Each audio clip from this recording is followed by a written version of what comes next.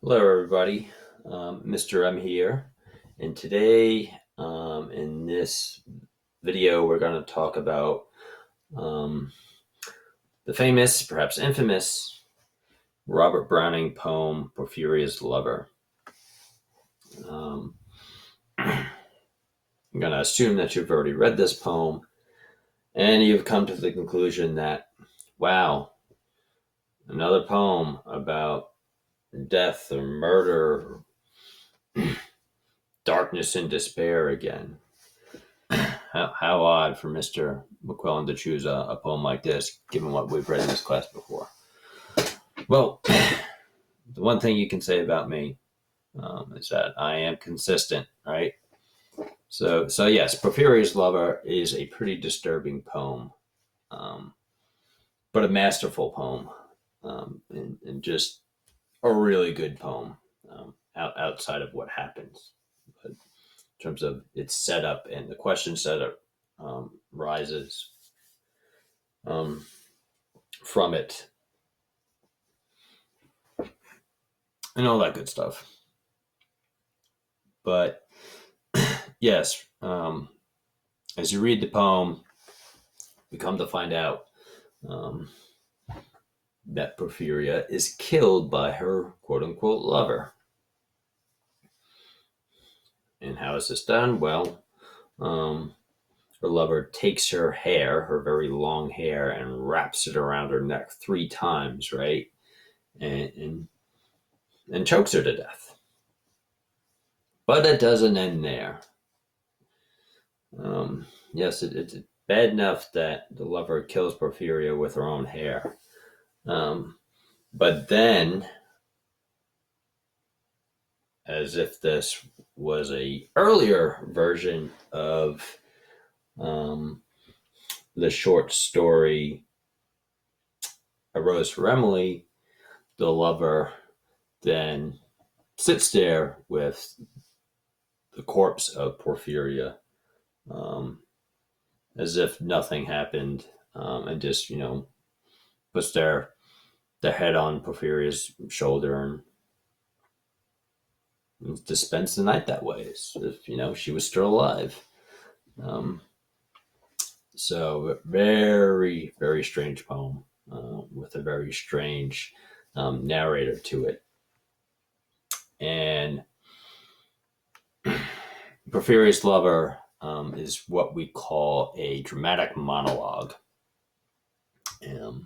What that means, to quote dictionary.com, a dramatic monologue is a poem in the form of a speech or narrative. In this case, a narrative, we get this short little story by an imagined person in which the speaker inadvertently reveals aspects of their character while describing a situation or a series of events. And so, by reading this poem, this little narrative story that we get here, we do come to learn about the nature of our speaker here, who is Porphyria's lover. And that nature is that they're crazy, they're psychotic. Um, they have killed the person that they love, supposedly. Got to keep in mind here that this is a first person point of view, subject to our other favorite thing, not just dark and depressing stories, um, but the unreliable narrator. Um, so we got to keep that in the back of our minds as we read this poem, because the lover controls um, how we see things here. Um, is the lover even a lover? Or are they this caring person that, Porphyria would seem to make them out to be? I mean, she calls out to him, speaks to him, says that, I love you and stuff like that. But does she? That's what the narrator is telling us. The lover who killed Porphyria. But we don't really know. because it all ties into the question: why does the narrator do that? Why does he do that? If it is in fact a he. Again, we can go with that assumption. There's nothing wrong with that, but we don't know. And I'll try to come back to why it could be somebody else. But anyway, so yeah, again, we got to think about the unreliable narrator here, especially because, again, a killer, another killer. And to kind of talk about some of the interesting aspects of this poem, and how we get to the reveal at the end, and how the poem kind of builds its way to that kind of shocking ending. Got to go right to the beginning, and looking at the use of the setting here, particularly the weather, to kind of set up the nature of the poem, the weather here, the setting. Important here, it's very important with our other poem, La Dame Sans Merced, the John Keats poem, both at the beginning of the poems. The environment tells us something else about the nature of the poem, thematic or otherwise.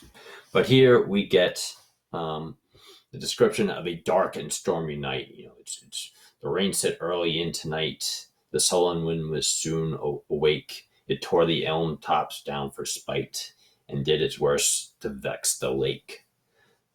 So it is, a dark and stormy night. So stormy, so windy, so destructive, in fact, that's cutting off the tops of trees there. And in from this stormy night, in walks Porphyria. She comes in from the dark and the rain and the cold into her lover's house or meeting place. We don't exactly know where this is. But the lover is there and seems to be sitting in the darkness, in the cold, because it's Porphyria that needs to light the fire in the fireplace. When the poem talks about she shut the cold out and the storm, and kneeled amid a cheerless grate blaze up, and all the cottage warm. So it seems to suggest that, in a literal sense, that she is there. She comes in and starts the fire. But it could also be talking about our narrator as well, making them feel warm and alive now that she is come into the house. Or it could be both, actually. So she does that, and then she starts to take off all her, well, at least some of her wet clothes.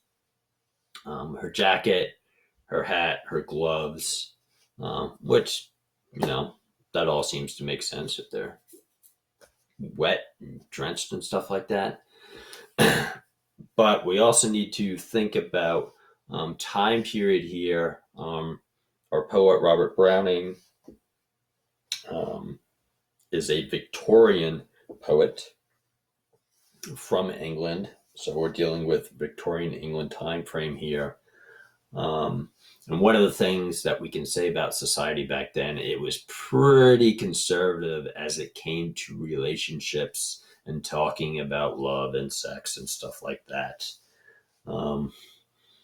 Here's a society where, covering up almost every square inch of the body was the norm. Gloves kept on.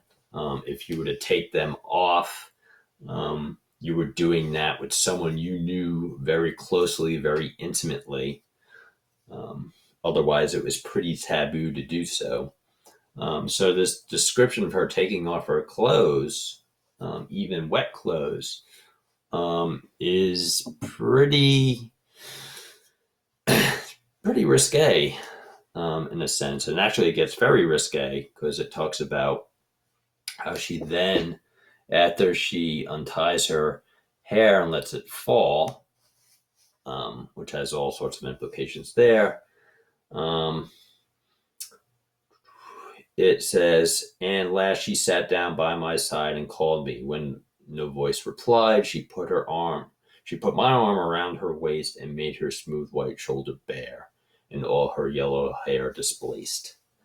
So at least pulling down her shirt to expose her shoulders. That, I mean, she might as well be naked at that point. And I think in a sense that's what's being suggested here. You know, we think of poets being prim and proper, especially in a time period like this, you know, but that's not really the case. You know, they could say some stuff, and kind of suggest other things. I mean, they couldn't talk about sex full on, or they'd probably be burned at the stake or something like that. So I think Browning is being subtle here in terms of how much skin she's revealing, but it's probably everything. But again, you can only say so much without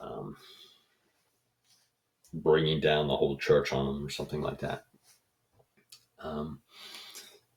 So she's there getting undressed, getting very close and intimate with the lover, who, again, is just sitting there in the dark and the cold until she comes in and starts the fire. She speaks to him, but he says nothing. So the speaker is getting kind of creepy here, right? And not only gets more creepier and dangerous as this poem goes on, right? Because again,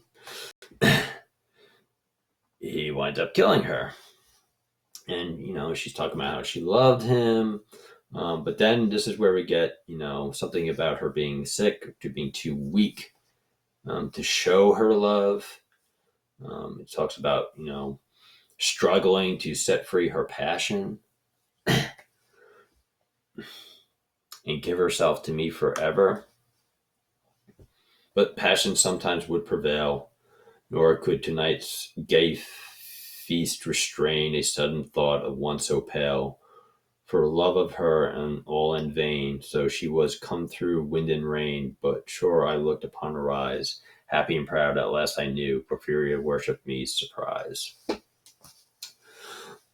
So here, our narrator or speaker, Porphyria's lover, talks about how much Porphyria loves them and what she would do for them, give herself to him and only him, and how much she worshipped him. Sounds great. This is, you know, what a romantic relationship. So says the murderous lover. Does she really feel this way? We don't really know.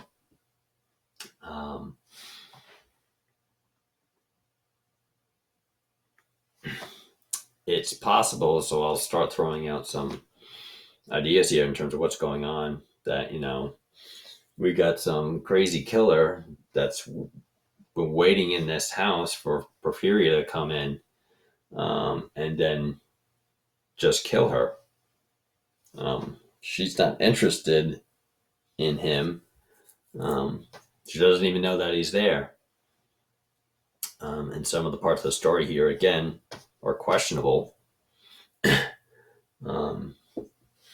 He just, you know, she walks in, surprise, surprise, there's this guy waiting in the dark, and he comes to kill her. You know, because perhaps maybe he's in love with her, you know, he's some crazy stalker or something like that. He's got feelings for her, but does she really have feelings for him? We don't know. Because all we get is the lover's side of the story, the murderous lover.